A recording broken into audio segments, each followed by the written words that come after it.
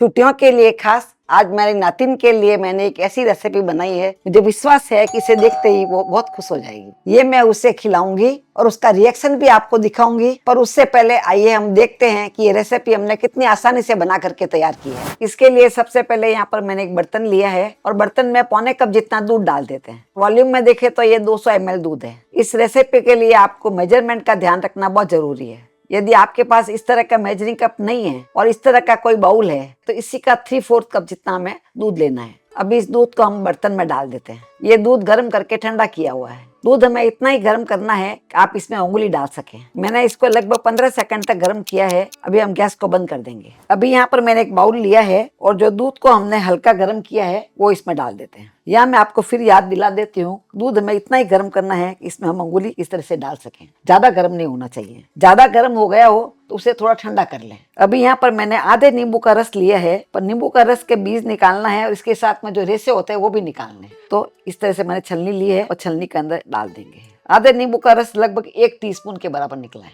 इस तरह से पूरा इसका रस निकल गया है और इसको हम अच्छे से मिक्स कर लेना है। इस तरह से नींबू डालने से दूध हल्का सा कडल हो जाएगा। यदि दूध आपके गर्म रह जाएगा तो पूरा दूध ये फट जाएगा। दूध फटना नहीं चाहिए। तो आप देख पा रहे हैं, देखिए हल्का सा कडल लग रहा है, दूध हल्के हल्के दाने लग रहे हैं, बस ऐसे ही होना चाहिए। अभी यहाँ पर मैंने आधा कप जितनी शक्कर को मिक्सी के जार में डाल करके महीन पीस लिया था। इसमें कोई तरह के दाने नहीं रहना चाहिए। यदि आपके पास भूरा शक्कर हो तो उसका भी इस्तेमाल कर सकते हैं। शक्कर में कोई दाने नहीं रहना चाहिए। शक्कर के यदि दाने रह जाते हैं तो शक्कर को आप छान करके डाल दें। पूरी शक्कर को हमें इसमें डाल देना है। शक्कर आप अपने पसंद के हिसाब से कम ज्यादा भी ले सकते हैं, पर हम जिस मेजरमेंट से बना रहे हैं उसमें आधा कप शक्कर सफिशिएंट होती है। और शक्कर को भी अच्छे से मिक्स कर लेते हैं। यदि आपके पास मिक्सी का जार नहीं हो तो साबुत शक्कर को भी आप इसमें डाल सकते हैं। उसको गलने में थोड़ा टाइम लगेगा पर रिजल्ट में कोई फर्क नहीं पड़ेगा। शक्कर अच्छे से गल जानी चाहिए। आप चाहो तो इसकी जगह पे मिश्री का भी इस्तेमाल कर सकते हैं। अभी शक्कर को मैंने अच्छे से मिक्स कर लिया है। इसमें कोई दाने वगैरह नहीं है। अभी इसमें डालने के लिए मैंने 1/3 कप जितना तेल लिया है। आप चाहो तो इसकी जगह पे घी को पिघाल के भी ले सकते हैं, पर आपको स्ट्रॉन्ग फ्लेवर वाला तेल नहीं लेना। जैसे सरसों का तेल, मूंगफली का तेल, वो नहीं लेना है। रिफाइंड तेल का इस्तेमाल कर सकते हैं या बटर का भी इस्तेमाल कर सकते हैं।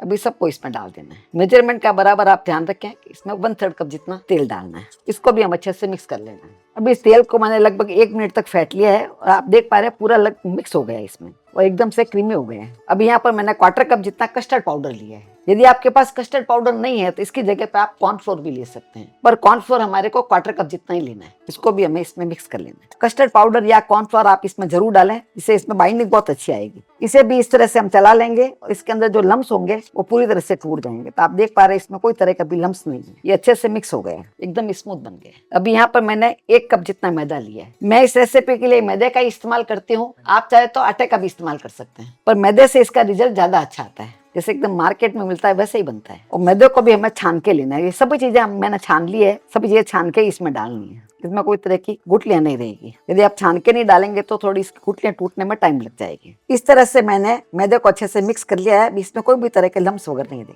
मैदा एकदम स्मूथ हो गया है, एकदम रिबन कंसिस्टेंसी में गिर रहा है। देखिए अभी इसमें अच्छे फ्लेवर के लिए मैंने 1 टीस्पून जितना वेनिला एसेंस लिया है। फ्लेवर आप अपने हिसाब से जो भी डालना चाहते हैं वो डाल सकते हैं और इसको अच्छे से मिक्स कर लेना है। ये आपके पास फ्लेवर नहीं है कोई भी तो आप इलायची का फ्लेवर भी डाल सकते हैं, वो भी अच्छा लगेगा। ये सबको मैंने अच्छे से मिक्स कर लिया है। अभी इसे हम साइड में रख देंगे और यहाँ पर मैंने 2 टेबल स्पून जितना टूटी फ्रूटी लिया है। ये कलरफुल टूटी फ्रूटी है। ये बाजार में आराम से मिल जाते हैं और घर में कैसे बनाना है ये भी मेरे चैनल पे मैंने आपको बताया है। अभी यहाँ पर मैंने 1 टेबल स्पून जितना मैदा लिया है। ये मैदा इसके अंदर डाल देते हैं। इस तरह से डालने से टूटी फ्रूटी नीचे जाके बैठती नहीं है, क्योंकि इसके ऊपर एक पतली सी मैदे की लेयर लग जाती है। यदि आप ऐसे ही टूटी फ्रूटी डालेंगे तो बेस में बैठ जाएगी। तो आप देख पा रहे हैं इसके ऊपर एक अच्छी लेयर लग गई है, पर इसका एक्स्ट्रा मैदा है उसे हमें निकाल लेना है। तो यहाँ पर मैंने एक प्लेट ली है और प्लेट के ऊपर इस तरह से छलनी रख देते हैं और टूटी फ्रूटी को इसमें डाल देते हैं और इस तरह से करेंगे तो इसका एक्स्ट्रा मैदा है वो निकल जाएगा। अभी इसके ऊपर देखिए अच्छी सी लेयर लग गई है।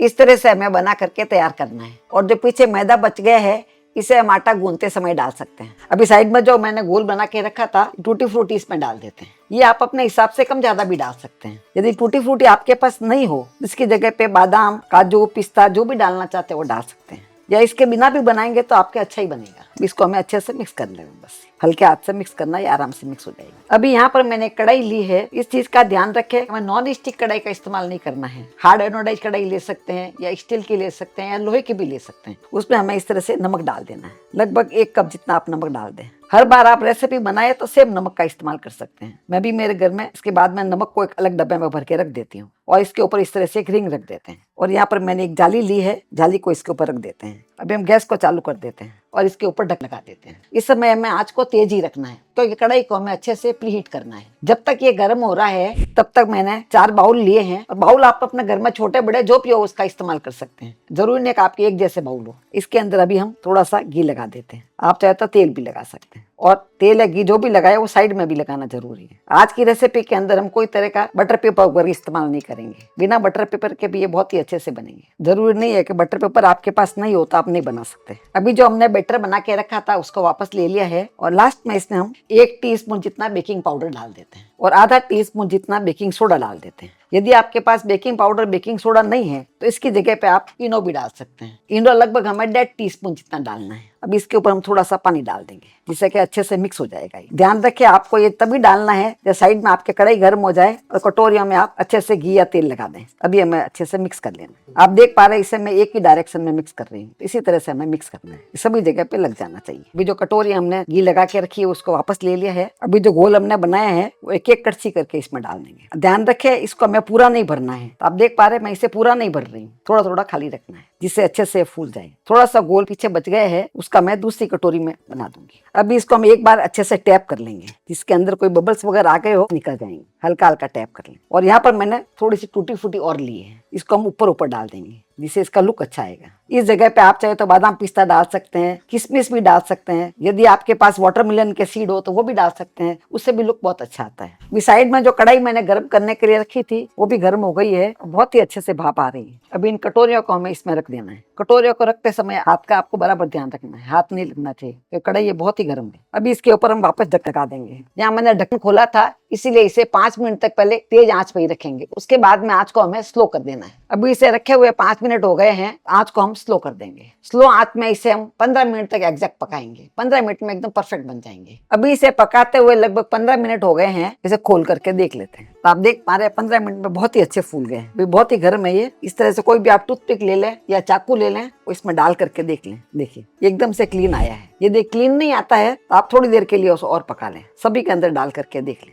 सभी में से देखिए एकदम क्लीन आया, ये बहुत ही अच्छा पक गया है। अभी हम गैस को बंद कर देंगे और इसे ठंडा करने के लिए रख देंगे। गरम गरम हमें नहीं निकालना है। अभी इस केक को मैंने पूरी तरह से ठंडा कर लिया है। ठंडा करने के बाद में आप देख पा रहे हैं कि पूरी इसकी साइड छूट गई है। अभी निकालना भी आसान होगा। इसको उल्टा करेंगे और हल्का सा टैप करेंगे तो इजीली निकल जाएगा। आप देख पा रहे हैं पीछे जाली कितनी अच्छी आई है। इसका लुक देखिए बहुत ही अच्छा आया, बहुत ही अच्छे से पक गया है और सॉफ्ट था। आप देख पा रहे हैं कितना सॉफ्ट बना है, स्पॉन्ज की तरह सॉफ्ट लग रहा है। इस तरह से बिना ओवन, बिना माइक्रोवेव और बिना एग के कढ़ाई में हमारे बिल्कुल बाजार जैसा केक बनके तैयार हो गया।